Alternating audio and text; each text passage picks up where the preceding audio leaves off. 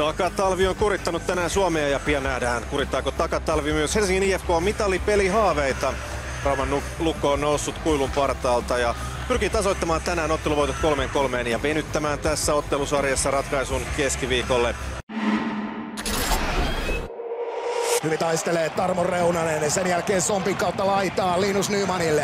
Nyman jättää Sompille ja Somppi kääntää maalin eteen, loistopaikka torjunnasta tolppaan Antti Saarela. Vapaaksi sinne on torjunnasta tolppaan. Joo, siellä taas otti Taponen kyllä erittäin tärkeä. Olisi ollut tosi kova isku IFKlle tuohon alkuun meinaa. Heti vierasmaalle tuosta Lukolle, ne olisi ollut kova paikka lähteä jatkaa.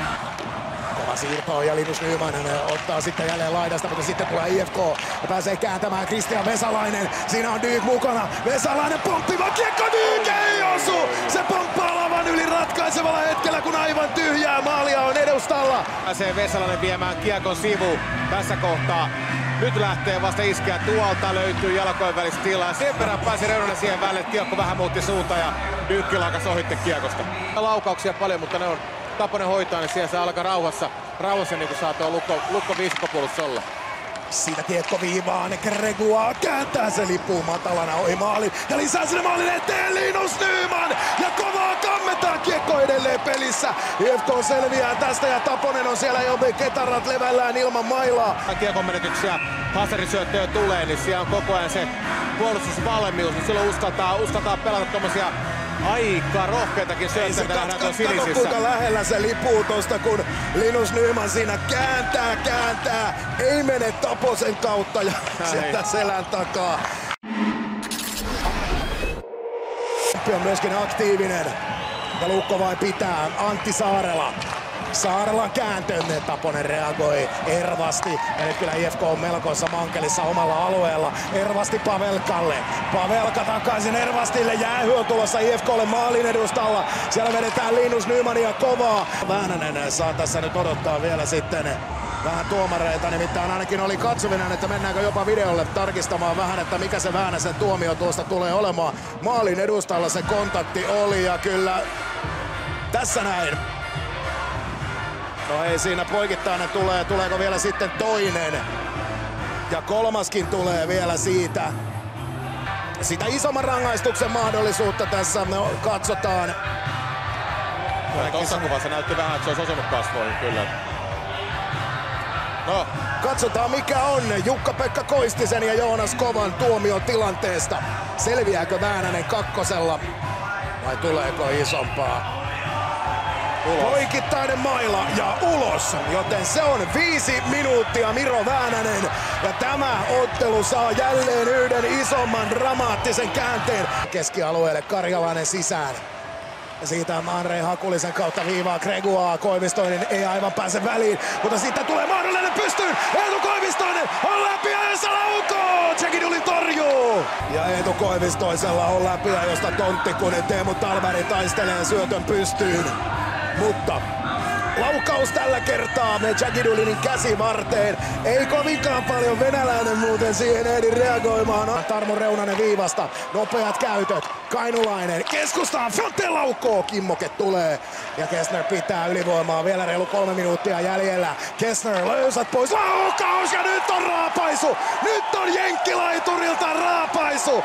Ja Lukko ylivoimalla 1-0 johtoon. Kun 14.07 on pelattu maalin tekijänä Josh Kessner. Ja noita on Kessnerillä odotettu kauan. Hänellä tuo laukaus on mieletön. Nähtiin se Turussa mitä se oli yli 20 maalia sinne.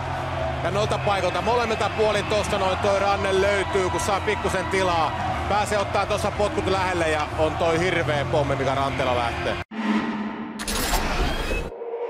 Jättää Pakariselle. Pakarinen. Voittomaalit sarjan 3 ensimmäiseen otteluun. Mutta sen jälkeen kun Jääskä jäi pois ja Vesalainen ja Pakarinen ovat myöskin jääneet ilman tulosta. Ja nyt tulee Jere Karjalainen, Otto Somppi on mukana, lätty sinne kiinni. Ja siinä Otto Somppi alivoimalla! Lukko 2-0! IFK turii siinä minuutin verran tuota mahdollisuuttaan. Ja sitten Somppi vapautetaan. Ja raumalaiset johtavat 2-0, se on Lukon toinen alivoimamaali tässä sarjassa. Joo, heti kun menee ahtaaksi tuossa sinisessä, tuossa on tuo paikka, että siitä pääsee. Ja Somppi voittaa tuossa 1-1 luistelu ja sen jälkeen onpa kliininen viimeistely. Tukkulman Koivistoinen saa kiekon, Rantakari ja nyt lähtee Taponen maalilta ja siitä lähtee Melartin paukkutorjunta eteen, Melart uudestaan jää matkalle ja siitä tulee IFK-kävellys! Härkämäisesti Ilari Melart ja IFK on vielä mahdollisuuden edessä. 1-2 maalintekijänä Ilari Melart. Joo, laukaisun kautta taas. Ja nopea ratkaisu. Kyllä, heti ei jää. Just mietin sinne, lähteekö IFK hakee, syöttelee vähän aikaa, Taponen pääsee pois maalista. Se huutaa, sinne menee miestä kumoon, ei tule jäähyä. IFK punnertaa ja Taponen lähtee, kiekko viivaan, kuudentena Nättinen pelaa ja Koivistoinen! Eetu Koivistoinen! Mikä kuudes ottelu? IFK tulee 3 minuuttia ennen, tekee 2 maalia ja numero tasan 2-2. Herran mun aikani ties, olihan jälleen sellaista draamaa, että D:t ja R:t ei riitä. Ensimmäisestä jatkoerästä käynnissä. Ja Otto Paajanen raapaisee aloitusvoiton. On ollut tässä sarjassa kyllä todella hyvä aloittaja. Edi Larsson kiekossa pistää pystyyn. Nyt tulee sitten ajatuskatko, mutta niinkö siihen Dyk ehtii? Kyllä ehtii! Pelaa poika ja Jackie Dooley Talbergille tarjotaan. Kiekko on pelissä. Onko maalissa? Onko maalissa? Onko maalissa? Hirvittävä kasa ja IFK tuulettaa! Nyt on mielenkiintoista nähdä. Nyt on todella mielenkiintoista nähdä.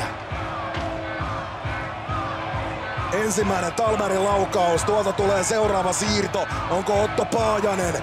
Ja milloin menee, missä menee kiekko maaliin? Siitä loistotorjunta.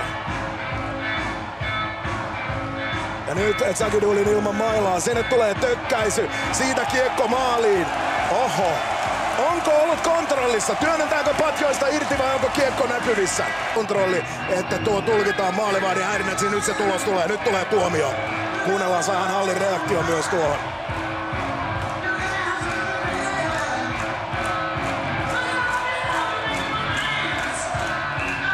Kiekko keskelle!